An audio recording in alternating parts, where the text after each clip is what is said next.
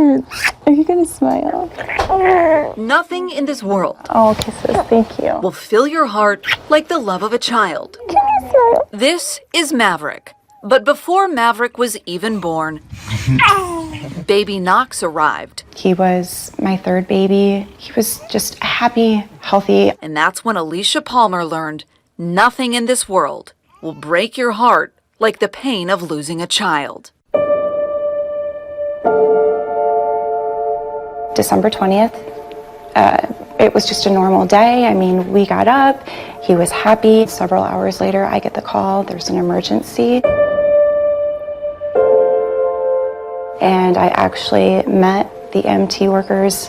We pulled in at the same time, and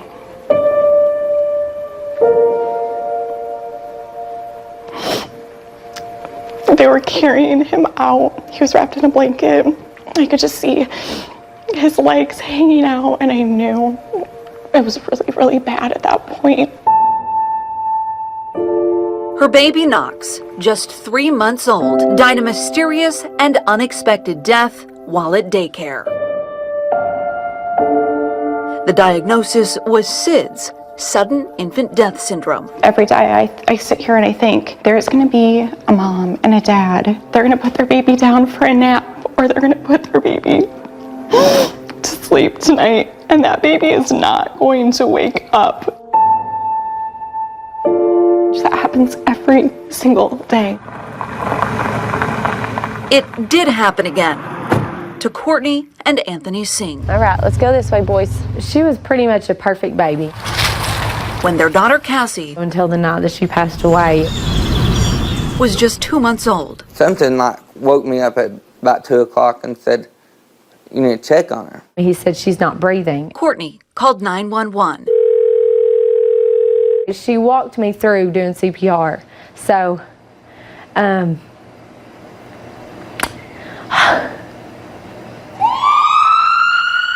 EMTs rushed Cassie to the hospital. And the doctor come in and he just told us that, she didn't make it. we had plenty of people with us, but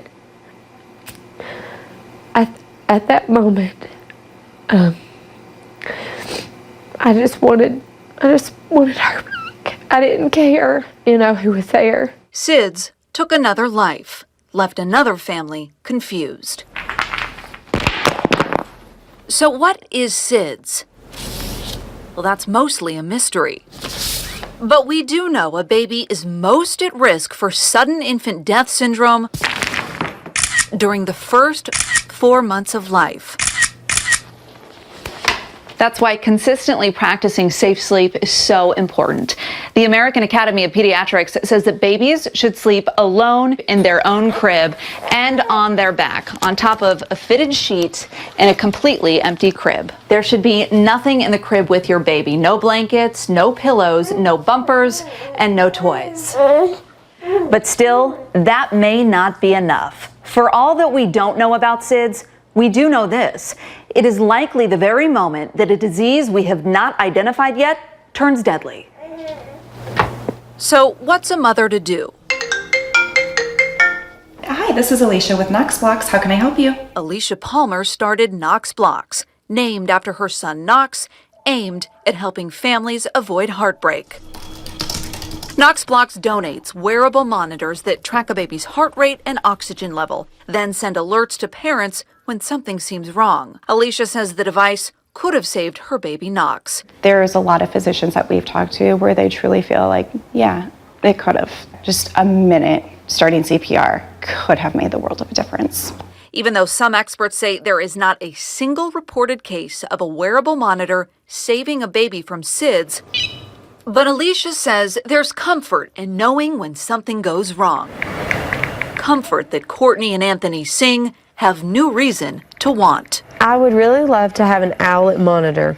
Here is a little brief story of why. September 2013, we finally had a daughter.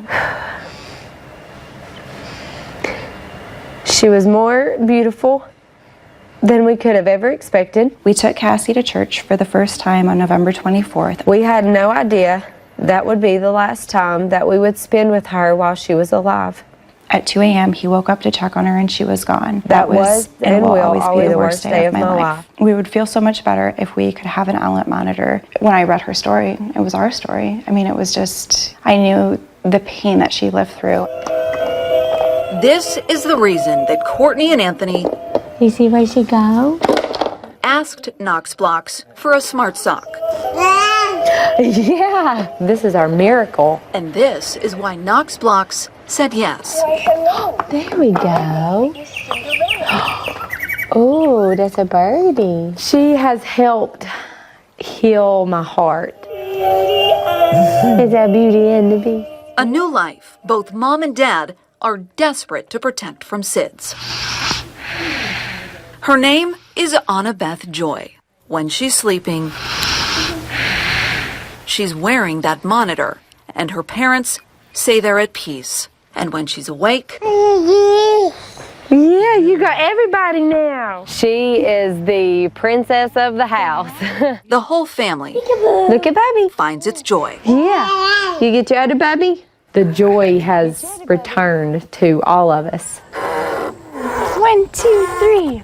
I'm gonna get you. Maverick brings that same joy to Alicia.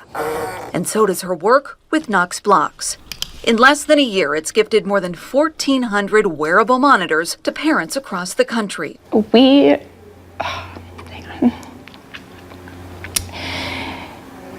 truly believe that Knox had a purpose, that he still does have a purpose. And we believe that this is it, you know. We lost him at 3.5 months. And he has accomplished more than most people do their whole life, truly.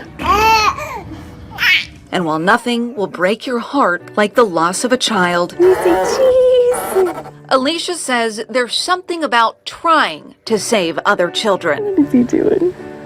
That can heal it. With every outlet that we give parents a little peace of mind and a little piece of Knox.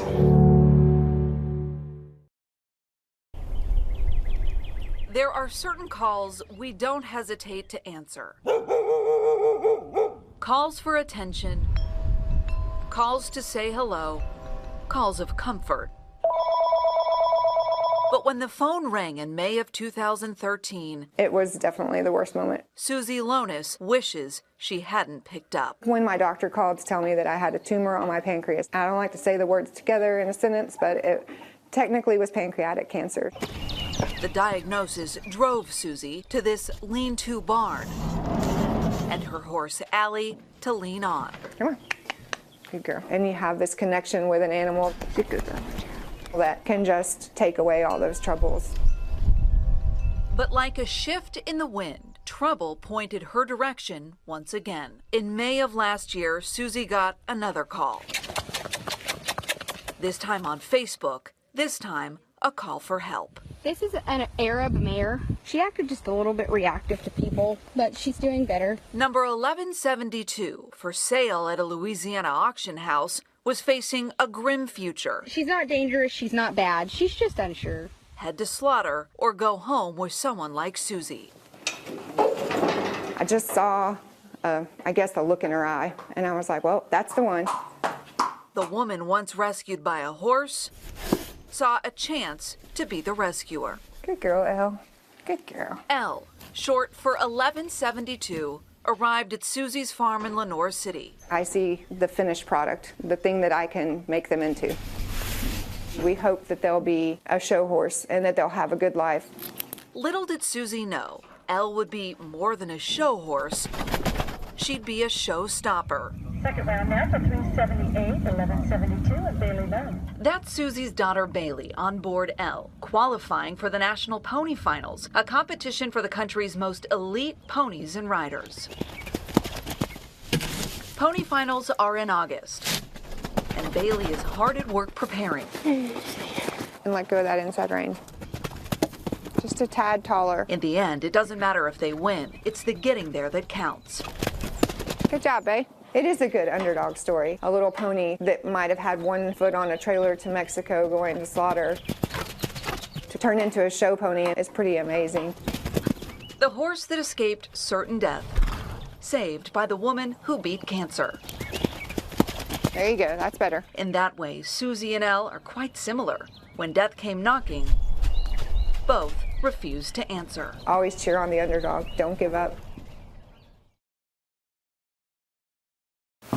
I can't zip it up because the zipper won't work. Sometimes a memory is so profound, For some reason, it's about 74 or 5 years old. it wears on you, no matter how much time has passed. At 93 years old, Gerald Lay's World War II pilot jacket still fits him, like it did the day he signed up to fight. That was March of 1944. I was 19. It's almost as snug as it was when he piloted his first bombing mission, bailed from his plane that crashed right here, and took this mugshot as a prisoner of war. The Germans put that on there in case I tried to escape. And then they did that in case I turned it inside out. But Gerald didn't have to escape. After 6 months as a POW, the war was over, and his sacrifice had been worth it. It was a successful mission, we heard later. A successful mission, but had anyone else heard? And better yet, would anyone remember? At first, they were just stories to me. Caleb Lay grew up hearing his great-grandfather's war stories, and in high school, they became a fascination. So he signed up for an exchange program. He handed us this little sheet of paper that said, where we were going. And couldn't believe his assignment. I was like, there's no way. Like, this is insane. It was probably 30 minutes from all these stories he'd been telling me. Caleb spent weeks with his host family in Germany, touring his great-grandfather's path during the war. When we got to those places where he landed and where he was interrogated, I couldn't speak. I just had to sit and really take in the moment, because those were things that I, never thought I'd get to see. And they were places Gerald never thought he'd see again.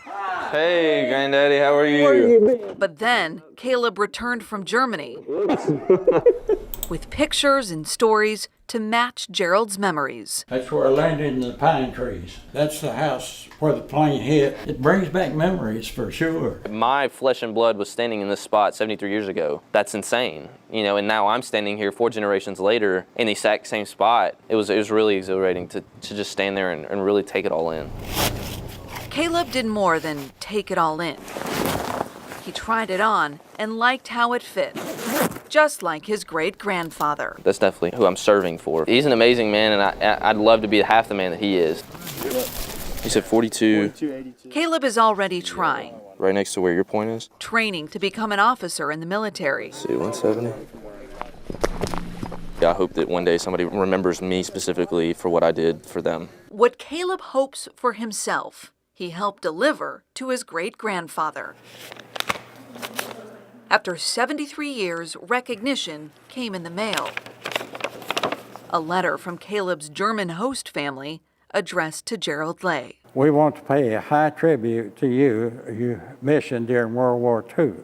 Because of people, soldiers like you in Germany today, we live in freedom and peace. Thank you for this. And just like the bomber jacket that still fits like a glove, this recognition I was just shocked in a way. fits perfectly in the palm of his hand. Regards from Germany, from Caleb's exchange family.